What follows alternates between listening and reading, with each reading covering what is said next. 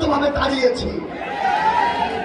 আগামীতে যতদিন আমরা ঐক্যবদ্ধ থাকব, দেশ এবং দেশের মানুষের স্বার্থ সবার আগে প্রাধান্য পাবে, ততদিন এই বাংলাদেশে কোন ক্ষমতা পিপাসু, কোন রক্ত পিপাসু জায়গা পাবে না।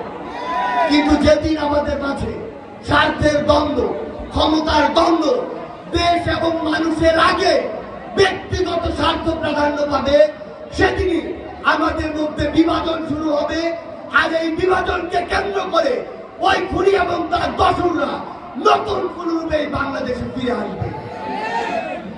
আমরা ফরিদপুরকে, সংগ্রামী ফরিদপুরকে, রক্তক্ষয়ী এই যুদ্ধে অগ্রনায়ক ফরিদপুরকে শুধু একটি আহ্বান জানিয়ে রাখতে চাই, এই ফরিদপুর যতদিন ফ্যাসিস্ট বিরোধী খুনি হাসিনার বিরুদ্ধে একটি ঐক্যবদ্ধ শক্তি থাকবে, ততদিন বাংলাদেশের আর কাউকে লাগবে না।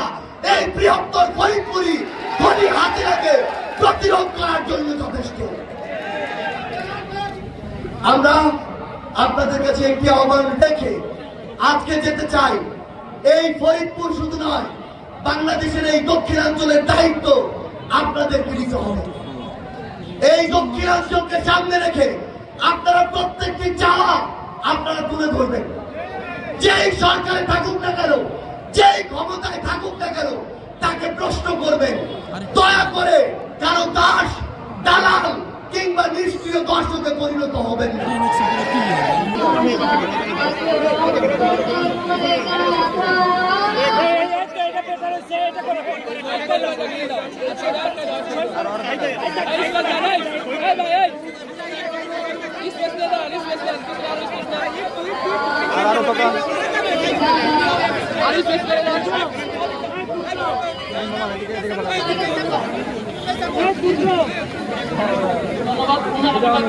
মিডিয়া দূরে থাকবে, মিডিয়া দূরে থাকবে।